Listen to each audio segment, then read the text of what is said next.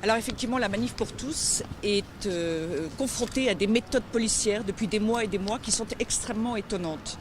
Tant et si bien que depuis quasiment le début de notre combat, lancé en octobre 2012, nous avons été obligés d'aller sur le terrain de la défense de la démocratie et de la défense des libertés fondamentales.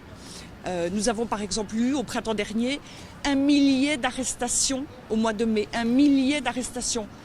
Petite comparaison sur ce 2 poids 2 mesures majeur. Vous avez eu à Nantes, il y a quelques jours, 14 arrestations pour des millions d'euros de dégâts.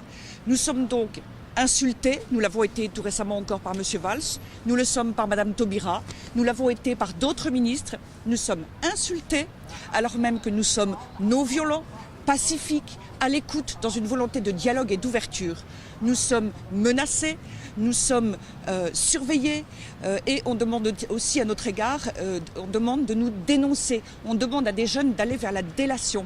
Les interpellations qui ont eu lieu l'année dernière, tous les jeunes ont été harcelés pour donner des noms, pour donner des numéros de téléphone, pour dénoncer leurs voisins et amis, comme l'a été Anna. Quel est le tort de la Manif pour tous ? Quel est le tort de la Manif pour tous ? Eh bien, c'est de s'exprimer librement, c'est de demander la parole, c'est le droit de tout citoyen. Et nous sommes confrontés à un président de la République et à des ministres qui, lorsqu'on ne partage pas ses positions, voudraient nous empêcher de parler, refusent le dialogue, refusent de nous entendre, refusent de nous recevoir. Le dernier exemple en date, majeur, M. Hollande, auquel nous avons écrit un courrier de demande de rendez-vous que j'ai moi-même déposé à l'Élysée. Nous n'avons même pas eu de réponse.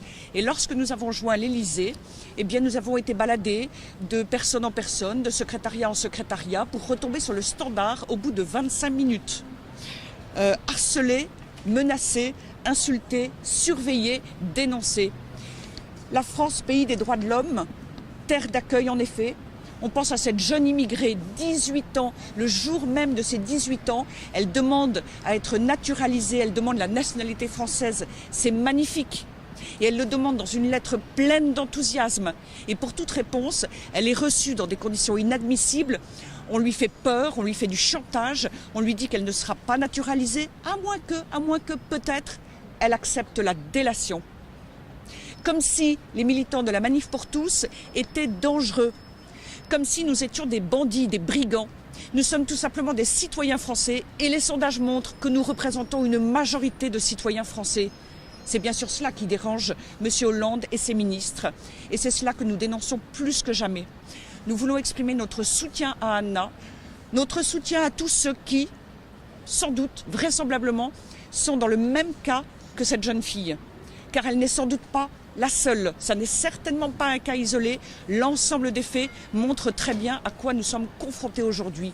Alors à ceux qui sont des donneurs de leçons sur la démocratie, eh bien, je demande des explications. Nous demandons des explications et nous demandons des excuses auprès de cette jeune fille et que bien sûr son cas soit traité le plus vite possible, le mieux possible et de manière humaine et de manière chaleureuse. Je rappelle que la Manif pour tous défend des positions fondamentales, extrêmement importantes, qui concernent l'enfant, le père, la mère, la famille. En quoi cela pose-t-il problème? Nous défendons des valeurs universelles. Elles sont non seulement républicaines, mais universelles. Et d'ailleurs, on voit bien que dans beaucoup de pays du monde, petit à petit se lèvent des citoyens qui reprennent ce que nous disons et qui prennent conscience des problèmes majeurs qu'il y a aujourd'hui. Nous avons samedi prochain, samedi 8 mars, les conclusions du Grenelle de la famille, puisque nous sommes à l'écoute du peuple français. Nous avons organisé des forums, des débats, des groupes de travail, des réunions, des assemblées pour consulter les Français. Et au cours de ce Grenelle de la famille, eh bien nous exposerons publiquement ce que demande le peuple français. Et nous ne cacherons rien, nous ne serons pas opaques, les choses seront dites sincèrement et simplement. Voilà le travail que nous faisons et que malheureusement le gouvernement n'a pas voulu mener puisqu'il a refusé des états généraux l'année dernière. Il a refusé toute possibilité de référendum. Il a piétiné les 700 000 pétitions de la Manif pour tous. 700 000, c'était historique et inédit. Et dans la droite ligne de sa manière de gouverner, eh bien, on voit qu'il harcèle, qu'il fait peur et qu'il fait du chantage.